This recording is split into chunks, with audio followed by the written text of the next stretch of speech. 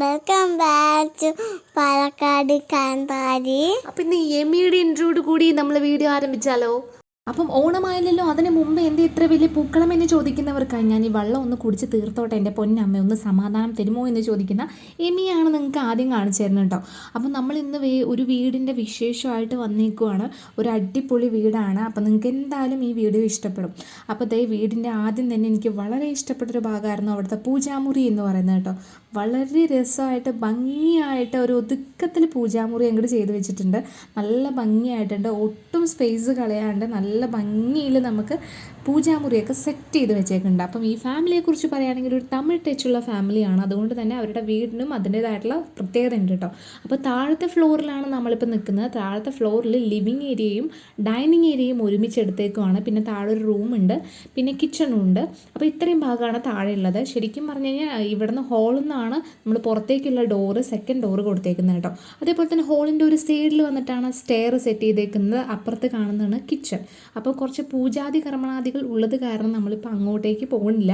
കാരണം അവിടെ എന്തൊക്കെ പണി നടന്നുകൊണ്ടിരിക്കുകയാണ്. അപ്പോൾ ഇതേ കുരങ്ങന്മാരെ പോലെ കയറിക്കൊണ്ടിരിക്കുന്ന എമ്മിയെ പിന്നാലെ ഞാൻ പിന്തുടർന്ന് പോയിക്കൊണ്ടിരിക്കുകയാണ്. അപ്പോൾ നമ്മൾ മുകളിലത്തെ ഫ്ലോറിലെത്തി. അപ്പോൾ ഇതാണ് രണ്ടാം നില കേട്ടോ. അപ്പോൾ രണ്ടാം നിലയിലും 2 ഡോറുകളാണ് പുറത്തേക്കായിട്ടുള്ളത്. ഇത് ബാൽക്കണി ഡോറല്ല കേട്ടോ, ഇത് വേറൊരു ഡോർ ഇവർ സെപ്പറേറ്റ് ആയിട്ട് എടുത്തിട്ടുണ്ട്. അപ്പം ഈ ഡോറിൻ്റെ വിശേഷം എന്ന് വെച്ചാൽ ഇവിടെ ഇത് തുറന്നു കഴിഞ്ഞാൽ ഇവരുടെ കുറച്ച് വർക്കിംഗ് സ്പേസിലേക്ക് പോകാനുള്ള ഡോറാണെന്നാണ് അവർ പറഞ്ഞത്.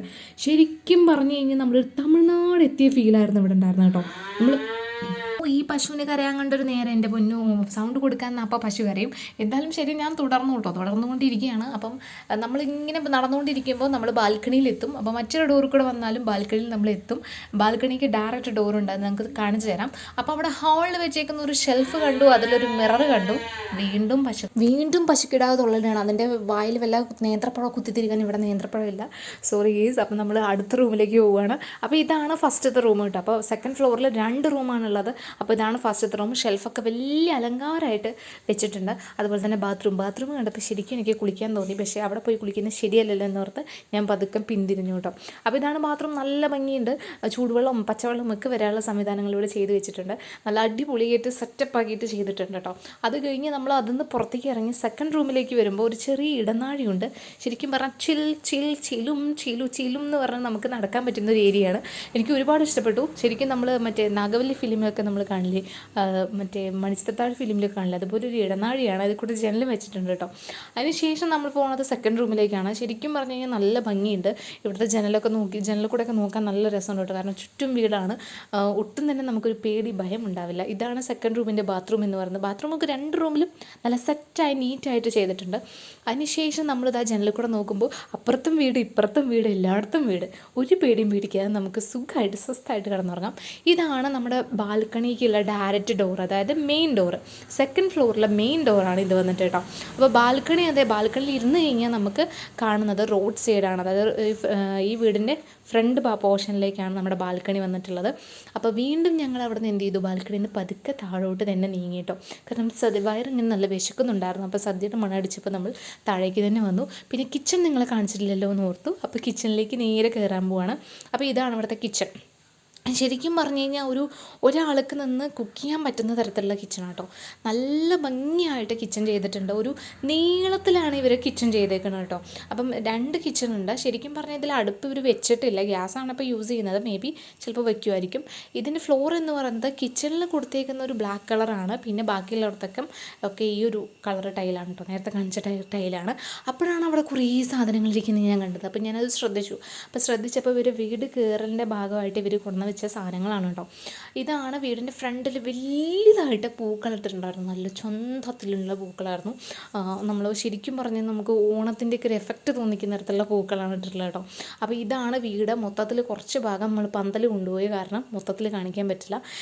ഇതാണ് വീട് കേട്ടോ. അപ്പോൾ വീടിൻ്റെ ഫ്രണ്ട് കൂടെ തന്നെയാണ് റോഡ്. നാക്ക് എവിടെ ഉടക്കി, എന്തായാലും ഇടയ്ക്കിടയ്ക്ക് നാക്ക് ഇങ്ങനെ ഉടക്കാറുണ്ട്.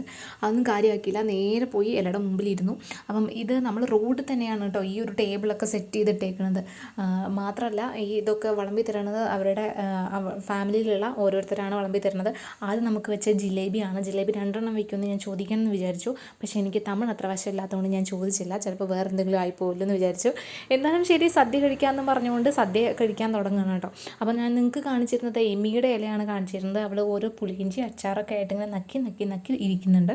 അപ്പം എൻ്റെ ഇല ഞാൻ കാണിച്ചിട്ടില്ല, രേമിയുടെ ഇലയാണ് സംഭവം. അത് കഴിഞ്ഞ് ചോറ് വന്നു. ഇതാണ് ചോറ്, ഇത് പൊന്നിയരിയാണ് കേട്ടോ. അപ്പോൾ അവൾ നടുക്കൊരു കുഴി കുത്തി. അപ്പോൾ അവളച്ഛൻ വന്നിട്ട് വലിയൊരു കുഴിയാക്കി കൊടുത്തത്. അപ്പോൾ അവളച്ഛൻ്റെയും അവളുടെയും കൈകളാണ് ഈ ഒരു ചോറിൽ കാണുന്നത് കേട്ടോ. അപ്പം അതിന് ശേഷം നമുക്ക് സാമ്പാർ വന്നു.